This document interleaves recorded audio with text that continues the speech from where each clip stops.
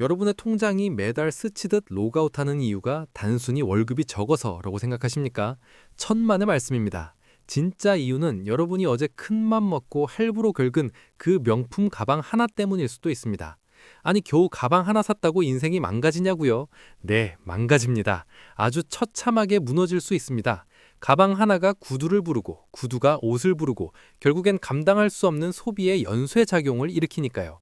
이게 바로 자본주의가 파해놓은 가장 무서운 함정입니다. 가난할수록 로또 한 방을 노리고 가난할수록 분에 넘치는 명품에 목숨을 거는 현상. 이게 과연 우연일까요? 아닙니다. 이건 뇌과학이자 심리학, 그리고 철저한 경제 논리입니다. 자본주의 시스템은 여러분의 자존감을 갉아먹고 그 빈틈을 비싼 물건으로 채우도록 설계되어 있습니다. 오늘 제가 그 불편한 진실을 아주 뼛속까지 시리게 파헤쳐 드리겠습니다. 정신 바짝 차리셔야 합니다. 반갑습니다. 돈의 흐름을 냉철한 팩트로 꽉 채워드리는 여러분의 경제기자 양봉희입니다. 구독 누르시고 저랑 같이 이 잔인한 소비의 굴레 한번 제대로 벗겨보시죠. 제가 경제부 기자 생활을 하면서 수많은 자산가와 반대로 파산 신청을 하는 분들을 취재했습니다. 그런데 파산 위기에 몰린 분들의 집을 가보면 참 기이한 현상을 목격하게 됩니다. 빚독촉장이 날아오는 테이블 위에 최신형 스마트폰과 명품 지갑이 놓여 있는 경우가 허다합니다.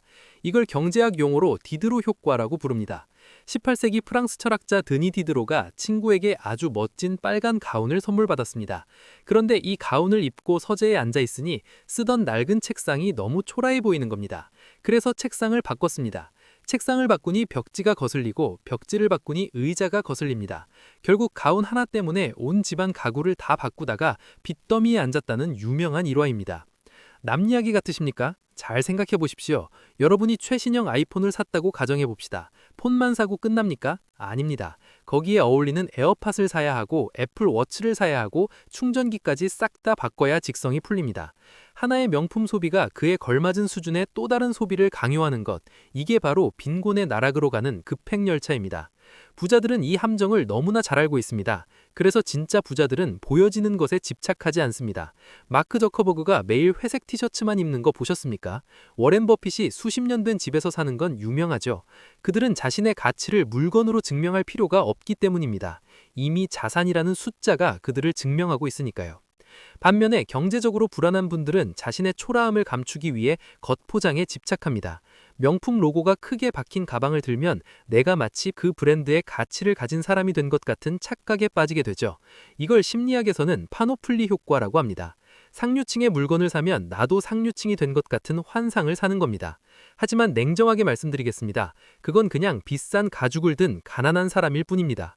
500만 원짜리 가방을 샀다고 칩시다. 10년 뒤에 그 가방 가격이 어떻게 됩니까? 감가상각 맞아서 중고장터에서 반값 받기도 힘듭니다. 이건 소비재입니다. 사라지는 돈이라는 겁니다. 제가 구체적인 데이터로 비교해 드리겠습니다. 과거 2010년 무렵에 애플이나 삼성전자 같은 우량주를 500만 원어치 샀다면 지금 어떻게 됐을까요? 배당금 재투자까지 감안하면 수천만 원에서 많게는 억 단위로 불어났을 겁니다. 부자들은 500만 원이 생기면 자산부터 삽니다. 돈을 벌어다 주는 기계를 사는 겁니다. 하지만 가난한 사람은 그 돈으로 남들에게 보여줄 껍데기를 삽니다. 이 작은 선택의 차이가 10년 뒤, 20년 뒤에는 넘을 수 없는 신분의 격차를 만드는 겁니다.